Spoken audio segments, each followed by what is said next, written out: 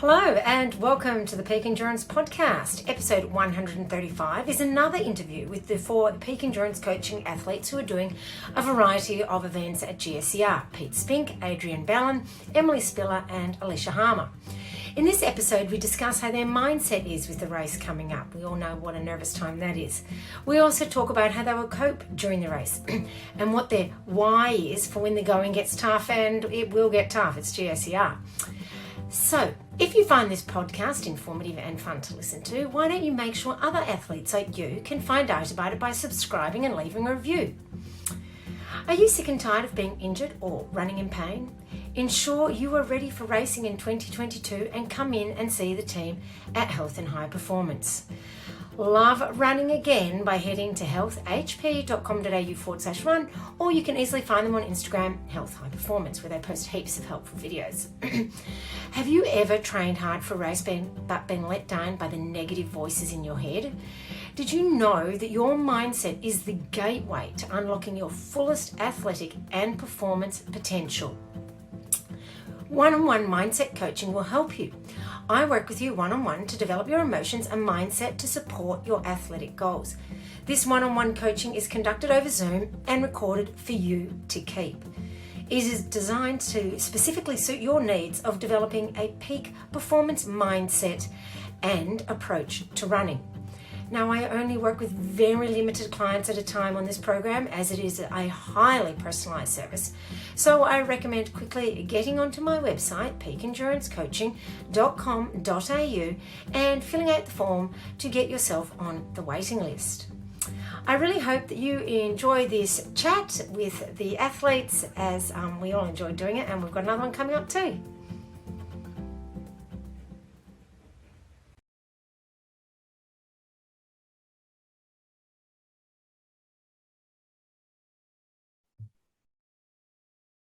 Hi, and welcome to the Peak Endurance Podcast. Everybody who was here last time for the GSER special. We've got Adrian, Pete, Emily, and Alesha again. All righty, let's do it like sort of as a round circle. Adrian, how's it all going? Yeah, really good. Training's been going really well. I've sort of put that in your capable hands to know that obviously I've ticked off those, all the workouts. I, may have changed a few days around, but I'm pretty confident I haven't left anything sort of undone there. So I'm pretty, would be pretty confident if I get across the border. Yes. So we'll get to that in a minute, but that's the big if. Pete, how's everything going with you? Yeah, I'm feeling as good as I hoped I would. Like, if I think back to the first time we all came together, I feel a completely different runner as far as fitness and strength and confidence goes. So all's gone well. No, I'm happy with where I am, and now just want to get to the start, really. It gets like that towards the end, doesn't it? Mm-hmm. And Emily, how are you going? So as you said at the start, I'm still tossing up at this point whether to drop down to the 28. This morning, I've just come from the physio, and I'm feeling a little bit more confident to just say, oh, bugger it, I'm going to just start on the 50. And if I drop down on the day, so be it. It's interesting what Pete was saying about how we felt at the start, like when we did the first podcast versus, which I don't remember when that was. And right. Maybe August, I'm not sure. Yeah, it was a while ago. It feels like forever. Yeah. And what has happened in that time to stick to the training and to feel more confident. And that's definitely happened. My training's dropped off a little bit just with some injuries and some juggling acts. So that's kind of just update the listeners. It's an old injury you've got, isn't it, that's been playing up? Yeah, so I tore my ACL when I was about 12 while I was skiing, and I never got a knee reconstruction just because I didn't really play sport and spend a lot of time, I still do, in libraries. So it was never sort of front of my mind.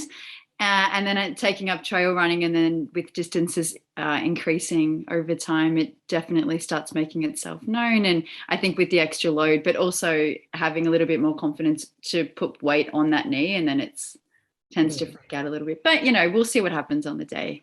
That's my body. And Alesha, how are you going? Not too bad. Like everyone else, I feel like I've come a long way, because I think in the last podcast I spoke a bit about my background in running was pretty much next to nothing. So I've built a lot and I've come a long way, and I'm really enjoying the running aspect of training and the quality sessions, the slow stuff, the hitting the trails and climbing the hills and all of that. But a bit like Emily, I've been hit with a few random injuries, which I didn't expect. Not major ones, but annoying enough to pull me back, have to change programs, juggle things around. But I still feel like I've got a good bulk of work done. Yeah. All righty. Now, I thought this episode we would talk about, you know, the mindset required for running a big race like this, and what your mindset is like at the moment. So, Adrian, what I thought would be interesting to talk about with you is, because, of course, you don't even know if you're going to be able to race. It's looking like 90% you probably won't, simply because the borders are still closed with South Australia. How do you deal with that uncertainty? Like when I message you, I like it's never like on till it's on. Like you're at the start. So I mean, I sort of like played around and like put my mind, you know, where I thought it would be, how I would think on the day, all the little things leading up, and it always changed. Like, one, the borders, just two, the distance. I wondered, you know, just whether I was going to cut the distance down, and that wasn't because of training. That was just time, just me getting over there, and just all the hassles I was having. So, yeah, but just in the last sort of since yesterday, when I found out the borders weren't going to be open till the 23rd, which was a bit of a bummer. I don't know, like I said, it wasn't on till it's on. So straight away, I'm just almost like with a glimmer of hope that I'll get there. But if I don't, I'm just like, what's next? It's almost like I said, I wasn't there. I hadn't made it there yet. So I already had looked past it anyway. Like, so I don't know. You've been very philosophical about it, and because it's hard to train for an event and then not be able to get there, but you've sort of still at the moment got your eyes further ahead, and this was more sort of as a build towards your next goal. Can you share with the listeners what your next goal is? So I'm entered in down under 135 next May, and that was always going to be like my pinnacle. Yeah. But like I heard you and Ron talking in your podcast about A races and B races and all that, I'd sort of almost wrongly discounted the GSER as not a B race, but I was always looking past it. Yeah. And I thought, and I was sort of thought, this is going to come back and bite me, you know, halfway through 100 miles or something like that. And I've got to get my head around not thinking that way. Yeah. And I'd sort of done that in the last month. I'd sort of changed my attitude, and obviously sort of not knowing as well if I'm going to get there or not. Yeah, just juggling all that. So I'd already sort of I already had the goal to go past it anyway. And I was just basically going to just pass through, just get it done, finish no matter what, and then keep going. But yeah.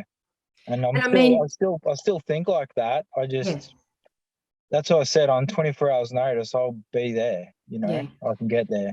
And I mean, that's part of running ultras also is learning to go with the flow with setbacks. Because if you stress about a setback in a race, in the middle of a race, well, you're not going to finish the race. So it's a really good mindset to have, where you just go with the flow of it all. Yeah, and that's the thing too. Like I've sort of stuffed up a few ultras. I've always finished them, but I'm like, I've been in sort of this little bit of a rush where I've gone, hang on, it doesn't matter if I sit down for 5 minutes, gather my thoughts, and then just move slowly and then just keep going. You know what I mean? It doesn't matter. No, that's right. it's not going to, yeah. So, and that's the same thing with, obviously, you know, the disappointment of maybe not getting there. I've just got to like chill out for 10 minutes, and each 24 hours change, like a lot can change. So I'm like, that's what I mean. I'm just, as long, yeah, it's like I said, it's not over till it's over. And like, if it happens, I'll be, yeah, on 24 hours notice, I'll be good. And then once I start, I just got to finish.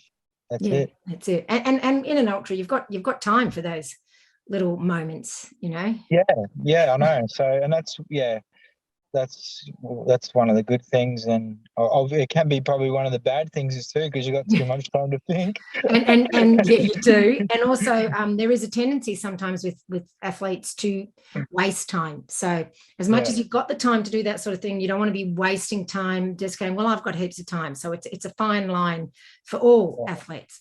It was probably good last night. Like, I hadn't ran yesterday. Usually I run in the morning, and I missed the morning because sometimes my little daughter gets up early and I can't do it. And I was like freaking out. Oh no! And I had to wait. And then obviously I got that news about the borders, and I thought, well, you know what? This is the best thing. I'm going to go for an 8K run. You know what I mean? I changed and cleared my mind, and I was just like, hang on, I'm just freaking out over nothing here. You know. Yeah. Like, it's all, and you know, if it's not this race, it's the next one and the next one. Like, I'll do GSER next year and the year after. Like, it doesn't finish because I don't get there. I don't get there in 2 weeks or whatever. And it's all money in the bank, the training. So it's all there still in you. And that was my thing too. Like, I can look back at, like, you know, like I know I've done everything. I'm confident in that, but there's just been like a couple of little things where I, you know, like, I just probably didn't do as many, like, just the strength, like where I'm lacking in strength. I've just found all that out through all the training we've done. I'm going, man, I need more work on this, and now I've got time. Yeah, that's right. Yeah, got to look for the positives. Now, Pete, how are you going heading into this race? How are you feeling mentally?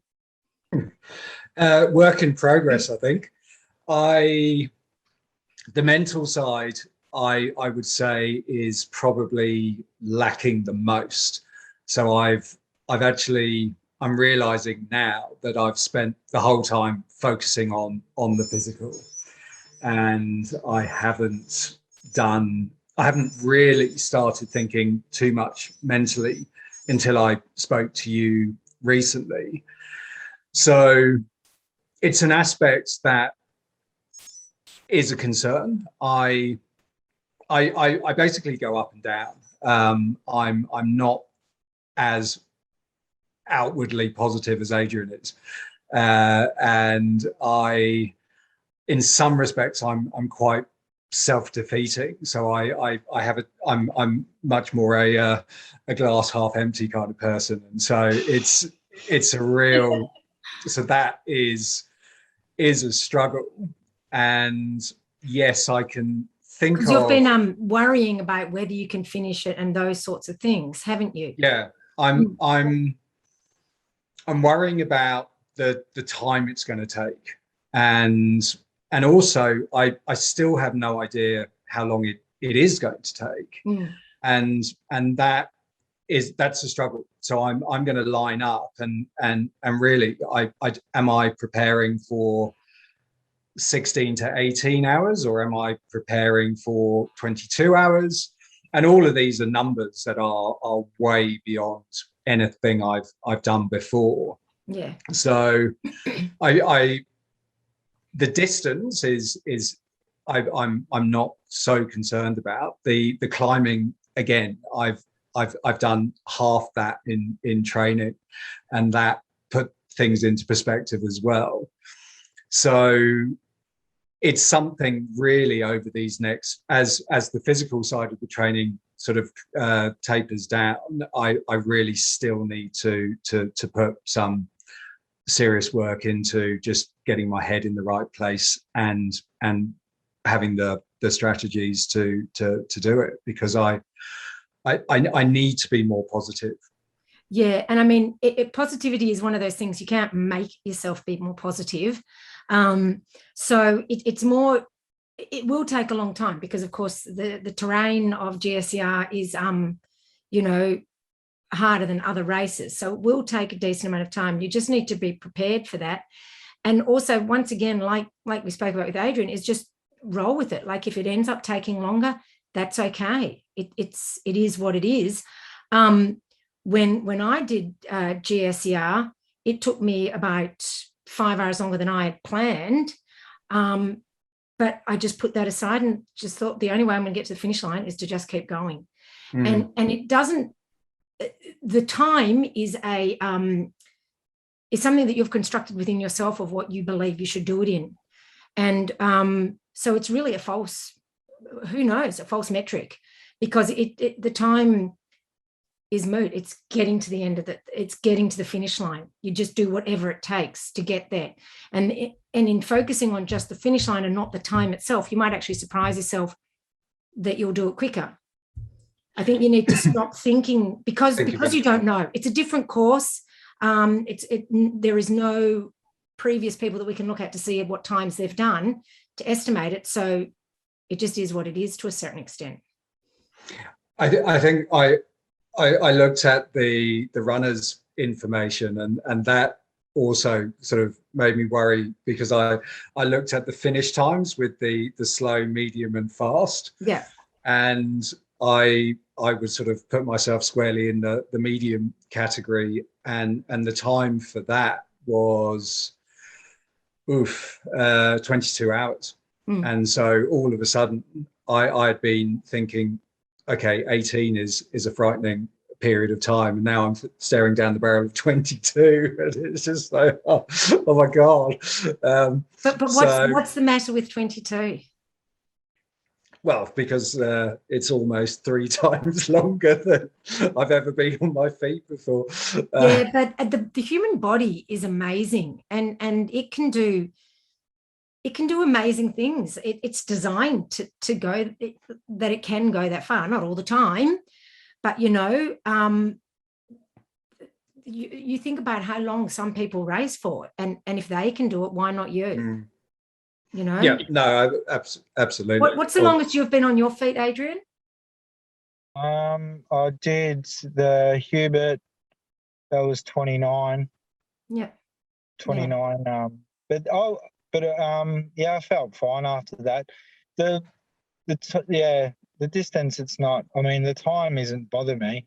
Like I look at it and go, hope it was going to go for 60. You know what I mean? Like if it's supposed to be in 40, I just like, yeah, I don't know. I just think the longer the better, because you sign up for them to be tested.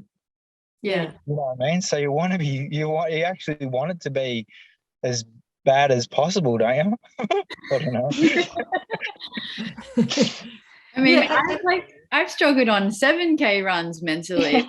I think the terrain, it's just what happens on the day, and you roll with it, and then it passes, and it might come back, and but and that's it. That's right, Emily. Like you'll go through good and bad stages throughout the whole time, and you just have to remember that nothing lasts forever. The good times don't last forever, but the bad times don't last forever. For sure. So that's a good point. How are you feeling, Emily, mentally? I'm okay. My goal from the start has been to get to the start line and to the finish line. So a little bit different to Pete. If it takes, I said 24 hours would be great. If it takes longer, it takes longer. I really don't know. And, you know, from the physio, he was like, if you have to like, you know, walk for 2Ks to like ease up injuries, or, you know, just if you're feeling good but still kind of just listen to your body in it. So I feel okay. I know that like, I always get to the 40K mark and just need to cry. I don't know if anyone else has like a moment. It just happens. And why 40Ks? I don't know. I think is that because that's almost a magical marathon distance or something? Yeah, maybe. It's like clockwork. Every time I've gone around that distance, I just kind of need to have a little teary. Anyway, and so I'm expecting the works. And yeah, it's just, I think what happens you think about things, and the body's going through a lot of stress, but you're also out on trails and you're like, this is pretty awesome. So yeah. I think it helps to focus on, and that's what I sometimes do, is think, what a great adventure am I having? How lucky am I? Yeah, there's so many people who can't get out on the trails or choose not to. How lucky are we that we can do this and be out there and enjoy it? For sure. And if I don't finish, if it's a DNF, it's like I said, I want to start and see what happens. So I don't kind of have any like shame around that, but you know, the next year or the next race. So, you know, you can always, learn lots out of the experience. And that's it. They're all, whatever happens, they're huge learning experiences. And you can always take that forward with you. Alesha, how are you feeling mentally? I don't know. It's a bit tough. I think I'm a bit naive, to be honest, going into it. I have nothing to compare it to. I'm probably a bit like Emily. Just remind people, what's the furthest you've run before you've done this? Probably, I think, no more than like 15.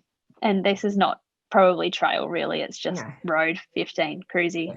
So I'm very naive going into it. And I'm a bit taking on the headspace, a bit like Emily, that it is what it is. Go out there. My biggest goal is to have fun and finish it. If I can do that, then I've succeeded and I've had a good run. Probably after this race is when things will, if I really enjoy it, then I'll start to probably have those higher goals and bigger expectations of myself. But to just get there, give it a crack, whatever happens, happens. If I don't finish it, hell, I've learned a lot. If I do, I've probably learned a lot more as well. And we can take all of that into God knows what else, whether it be triathlons or more running or anything, I guess. You never know, you might get addicted to the trails. Look, it's looking that way. Yeah, well, that's good. I'm loving it. It is good. Yeah. It's a whole different sport. And I can see why people love it. Like, you get up into the mountains, like I did Bogong for my first time a few weekends ago. And when you get all the way up, I'm like, this sucks. It's just uphill. It's constant. When does it stop? But once you get to the top, you're like, I can see why people get addicted to this. I just want to do it again or do something else and see what I can see and how far can I climb and how far. I've even found just even the like training aspect of this whole experience to be so much fun to learn. Like, even though my body's been playing up, that's all also part of it. And then learning to like listen to it a little bit more. And, you know, that has been huge. I agree. Cause, I haven't done it. Having a running coach before has been new. So And I agree, because I probably have a bad habit of pushing myself that little bit too far. When you get a niggle and you're like, it'll be fine. But being like, okay with it, just stop. Message Izzy, she'll sort it out. She'll help you. You'll get back on track. It's not the end of the world. Has been a massive learning curve. And look, listening to your body, is huge, because within the race, especially these really long ones, you have to listen to your body, because when it's a shorter race, you can kind of ignore it and just push through. But when it's longer, if you don't listen from the start, then that can cause problems a couple hours down the track. So it's really important to learn that in training. So that's a great thing anyway. And in regards to having fun, I think as much as it is kind of sometimes not fun, it is fun, and it is something we all choose to do. So I think we should go in with it of the attitude that we choose to do this. I want to enjoy it. Like, you're going to have to even enjoy the hard times to some extent. Like, you put your body there. Hell, ride the waves of the pain and the difficult. Like, just, it is what it is. At some point, you're going to come out the other end, and hopefully we're all going to cross that line. Yeah. And like Adrian said, we do this stuff, well, most people I know who do ultras, to test ourselves. And part of that test is pushing through those hard times and going further and longer than you've ever run before or been out in the bush before, and going through the night and those sorts of things. It's that whole challenge that when you look back on, you can be really proud of yourself. Pete, did you get out for a night run the other night? Last night. Yeah. So went up Mount Donabwang. Oh, okay. And it was fantastic. Yeah, because again, night running was something I was sort of concerned about, because I hadn't done it. What were your concerns about night running? Just my night vision is crap. Like, I try not to drive at night because I just can't see, and so I was concerned about just not being able to see. And so we started at 7:15, and we had about sort of 30 to 40 minutes, and then going into dusk and obviously fully dark.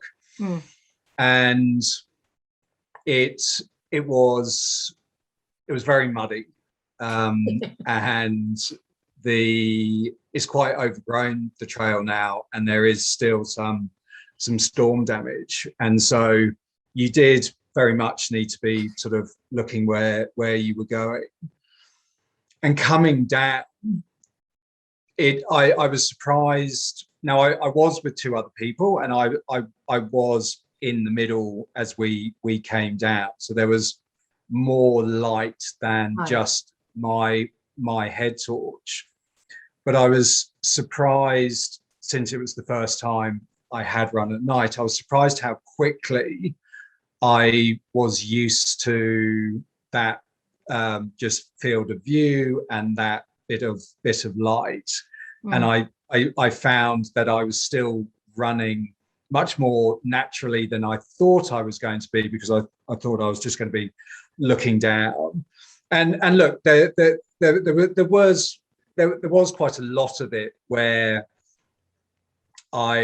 you are just hoping for the best, and with my sort of limited night vision, I was just hoping for the best, but it worked in a way where, you know, you slid and you just went with the slide, and so it was, I loved it, actually. I've gone from having a slight bit of dread with the night running to actually now looking forward to the night running, because it was a whole new experience, and one that had just completely different senses working to what I'm used to, and a whole different way of being mentally active at the same time that you're running.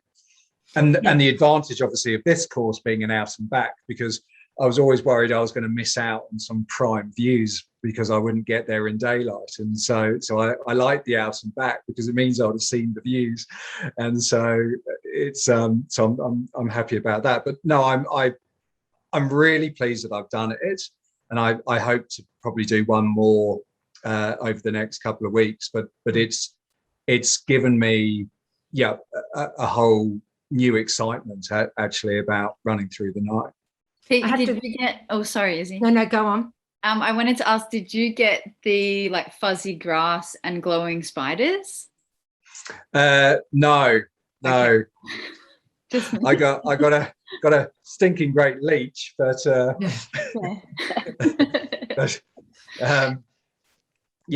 didn't.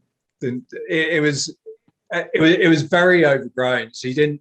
Yeah, there weren't any spiders, and interestingly, there were no wildlife eyes, because when I've run closer to where I live, sort of pre-dawn, there's always been eyes looking back at me at various different heights, but didn't get any wildlife eyes at all. Now running in the dark, I think is really quite magical, and you know, I personally enjoy it, and I'm glad that you enjoy it. Now, what can you share with everyone? What head torch you're using? Yeah, I use a silver torch, so it's the same people that make the compass. Yeah. And it's got two sources of light, and so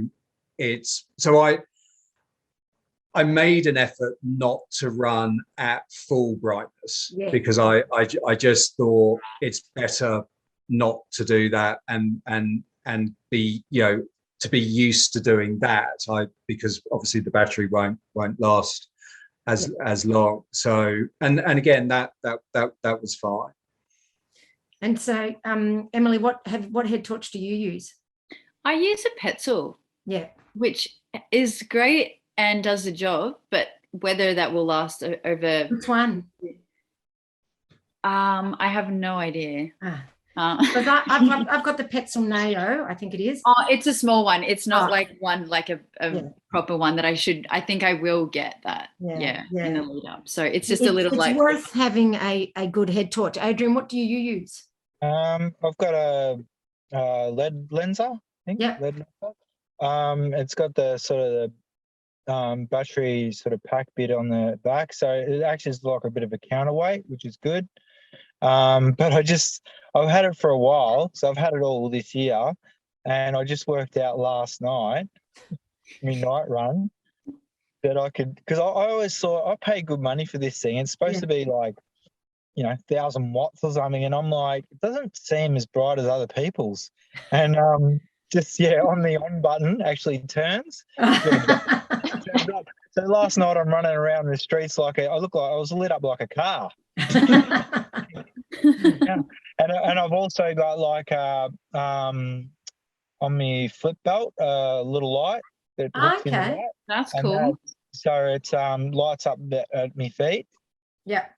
So And that's I especially good if it's ever foggy to have two. Yeah, and every night run I've done, like more of an event, not just training, I use both. Yeah. So I light up out in front of me with the one on my head, and then I've got that vision like right at my feet. That dark spot's gone. So what's the one by your feet, Adrian? it's just on my it comes off my belt.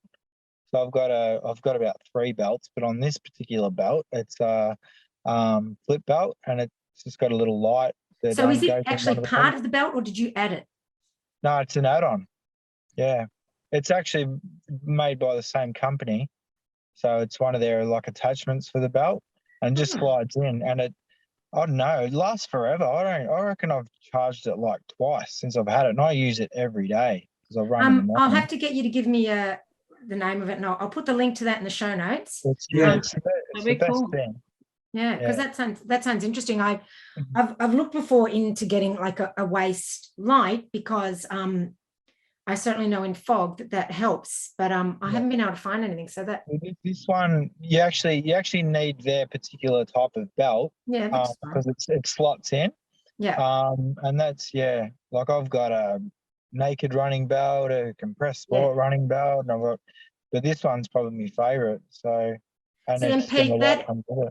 that helps with the depth perception as well, having that extra light a little bit lower down, which might be something that would help you if you find night vision difficult. Now, Alesha, obviously we haven't asked you about a light because hopefully you won't need it. No, fingers crossed. So, but I'm sure as you get more and more into the trails and running further, I'm soaking up all the information I can. That's right. You will eventually need it, and you'll spend all your money. Yeah, I'm used to that. Triathlons are just as expensive, and I was like, running can't be that expensive. I've soon learned that it's just as expensive. It is, isn't it? It's crazy. I know. I got into running thinking it would be cheap, but no. Yeah, you're like, just a pair of runners, maybe a pack. It can't be that expensive. And all of a sudden, you want new tights and new shirts, and then accessories like your lights and your drink bottles. And I know, it never ends. It's never ending. But that's, to me, I think that's part of the fun, and part of why we do it is because each little thing has different nuances, like with the head torch. And we've all got different kinds of head torches, and I've used a variety of different ones, and finding the right one and those sorts of things. It's only after experimentation and training for a while that you really work out what you like and what works for you the best.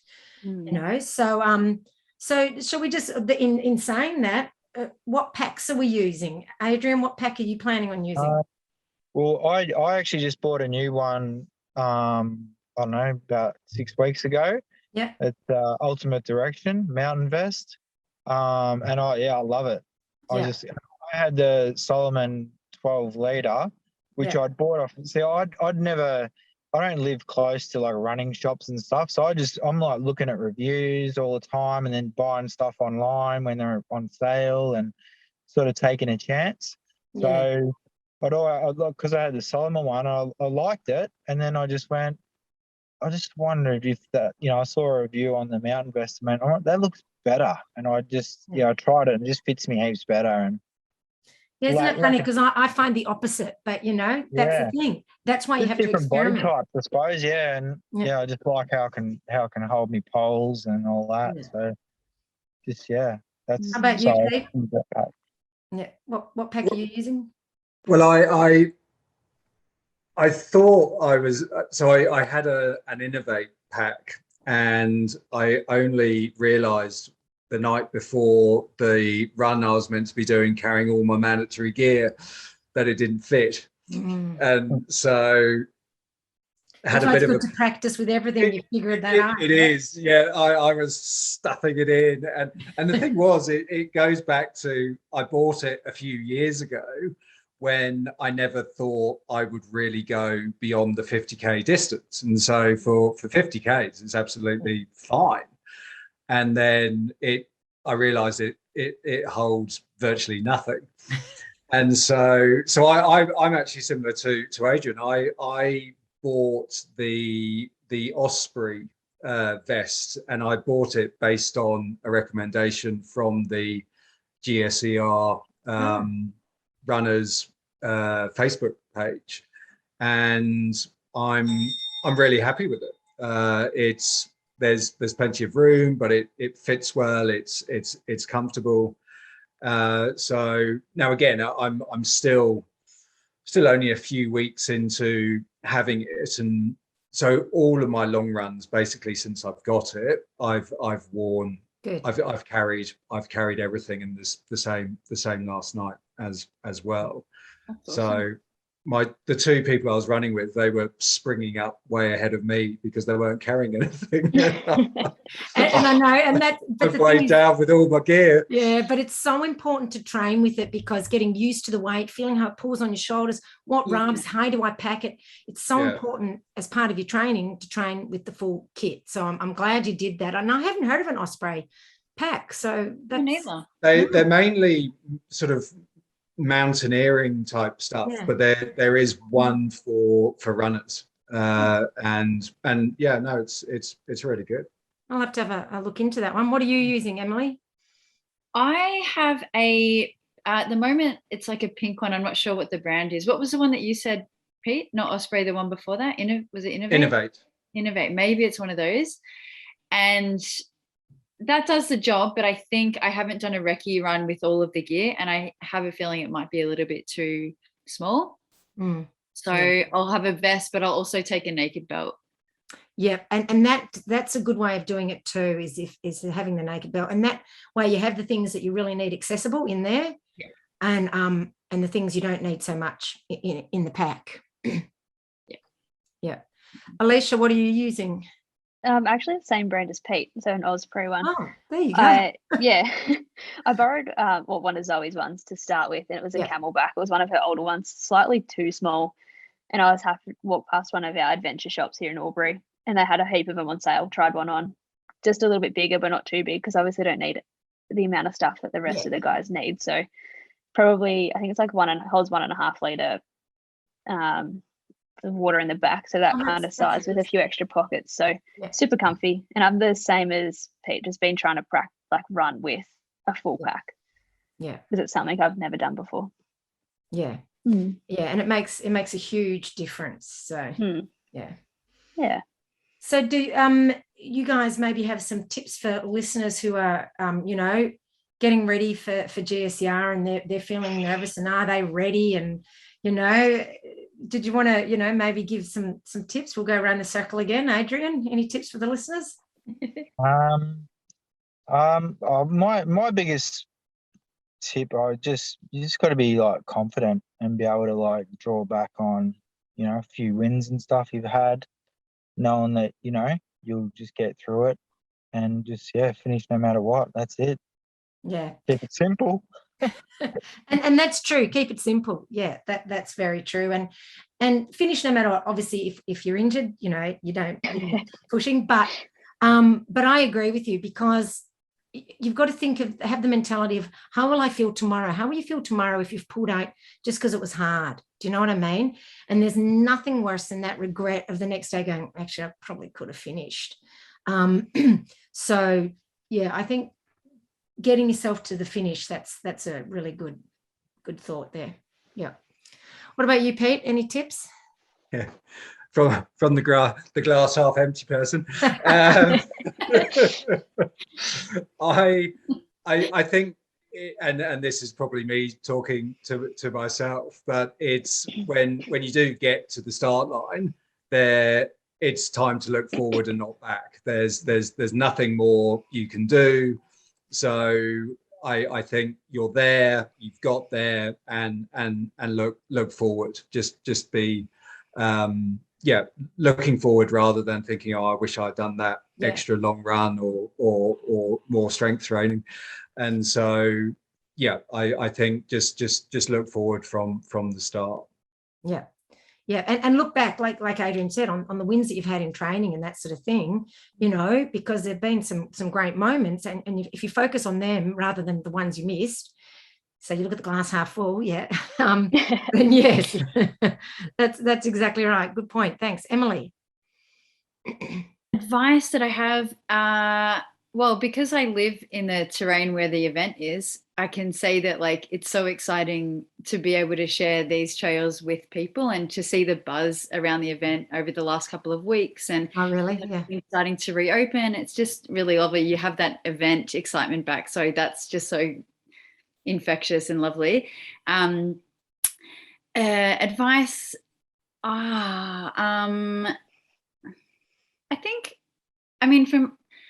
I'm just remembering like why I wanted to do this, and it's the experience that I want to have. And I think for people to show up on the day as they are, to enjoy the fact that they're about to have an adventure and a huge day out, I think is everything. So just to have fun. Yeah. Yep. Alesha? Oh, pretty much everyone's covered it pretty much.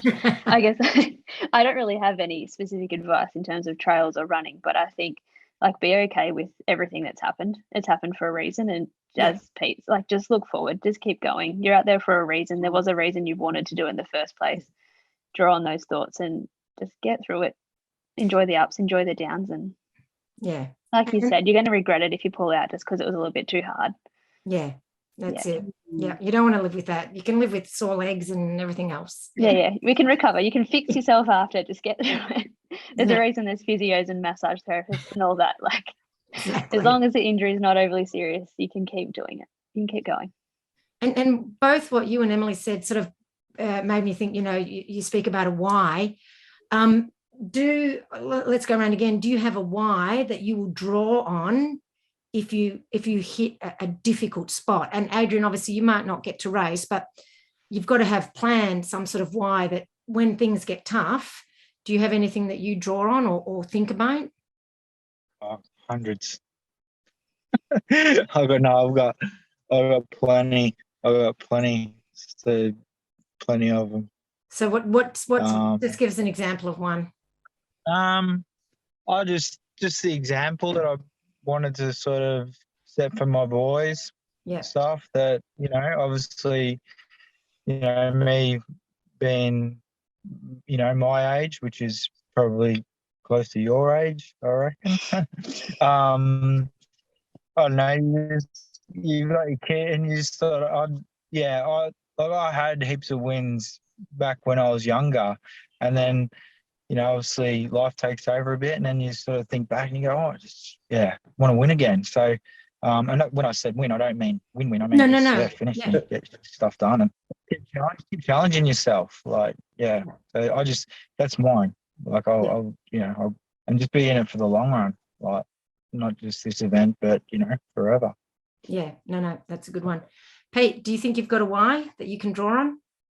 Yeah, I think so. It's in December, it will be 25 years since I was diagnosed as a type 1 diabetic. And I was in my mid-20s then, so it was a strange time for it to happen. And ever since then, I've always been determined that it won't stop me from doing anything. And so it's a constant, because for me, it particularly with this kind of exercise, it is a constant factor in everything that I do. So it's 5 years ago when I hit my 20 years was the first year I ran a marathon, and it's so it's 25 years, and do something as a bigger challenge that I've never taken on before, just to prove to myself, but also to others, that it doesn't hold you back. That's awesome. That's brilliant. I like it. Emily. My why is because life is too short not to experience epic shit. So Yeah. yeah. I totally agree, though. It is too short. Especially when, like Adrian said, you're around our age, which is what, Adrian, 30, 35? Yeah, 27. Alesha, what's going to be your why? Mostly just like self-accomplishment, achievement. I Yeah. just want to see like what can I do? And I've got a feeling it's probably a bit of a rabbit hole I may fall down. That if I really enjoy this, those distances may get longer, and then you just get further and further in, and that self-achievement drives a lot of other aspects of my life too. So if I can accomplish that, then what else can I accomplish? And I think you'll be really not surprised, but really amazed at how much you can do and how much you love doing it in that setting. Yeah. All right. Well, thank you so much for joining us today, or the podcast. Now, I am hoping that we will, planning that we'll do another one after the event. And even if you don't get to go, Adrian, we'd still love to have you on board, because I'd like to discuss how it feels, knowing that everyone's racing and that sort of stuff. And we can talk about that, because, a lot of people have had to experience this, especially at the moment. And I'm sure there'll be, other people in the same boat. So are you all up for that, for a discussion afterwards? Absolutely. Definitely. Yeah. Excellent. Now, so obviously people who are listening, if you see any of us at the race, because I'll be there, but just volunteering, do come up and say hello, say you've heard us on the podcast, and I'm sure they'll maybe not want to chat in the middle of the race, but, before or after. When I'm crying at 40 Ks, I can. That's right. Life's too short. You have to enjoy it. Remember your why. That's it. Exactly. All right. Well, thank you so much for joining us Can I again. quickly ask you a question, Izzy? Yeah. What happens like the next day? Like what in your experience, are we like a week, like just not doing anything, or what's your like? You mean like within a program? Within a program and just general, I suppose, when would you then start running again? Like, well, I come from the philosophy of you really need to nail recovery to be able to build up again. So I believe in depending on the distance of the race, and at least 1 week of no running, walking, and maybe easy cycling, because it's not just the physical side that you need to rest, it's the mental side, all the pressure leading up to the race, and the planning and the organizing and the thinking about it. That's exhausting too. And if you don't let the mind relax, the body's not going to relax either. So I believe in like a week of really destructured training, and preferably no running, and then slowly building up and reintroducing running, but in an easy format, and building up gradually. I don't believe in no exercise. I still think you need to do, maybe yoga, walking, swimming if you're so inclined. Cycling is always a good one too, because you're getting the cardio and the outdoor benefits without the pounding. But generally definitely cutting out the running for a little bit. And the strength training. Sorry? And the strength training. Yeah. And the strength training too, because that needs to, probably come out. But just maybe instead of strength per se, some core work, focusing more just on core workouts and that sort of thing, because obviously there's been a lot of muscle damage. So you need to let that repair. And even though you might feel okay, a lot of it you can't necessarily feel, it's still there. So just very small workouts and just easy walking, easy cycling, those sorts of things. What do you normally, Adrian, you're smiling. Do you normally run No, pretty soon? I'm getting a bit of a hurry up from work. Oh, are you? All right, sorry. I better go. All right, no worries. Okay, if you want to go, Adrian, that's fine. Yeah, I gotta go. All right, see ya. Pleasure. All right. Thanks for Hopefully I that. get there. Yeah. See ya. So Emily, how do you feel about that when I'm saying that? Yeah, that sounds great. It is that recovery aspect because I did a 50K, I think back in September. Yeah.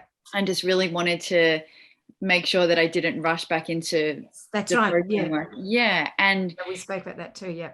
Yeah. And so I just thought after something this epic, I haven't run anywhere near this distance before. So what that looks like. But and to be honest, no running, but it is still important to move. And that's why I'm saying walking and those sorts of things, because to go from all of that to then bang to nothing, that's what some people do, is they do their race and then they just do nothing.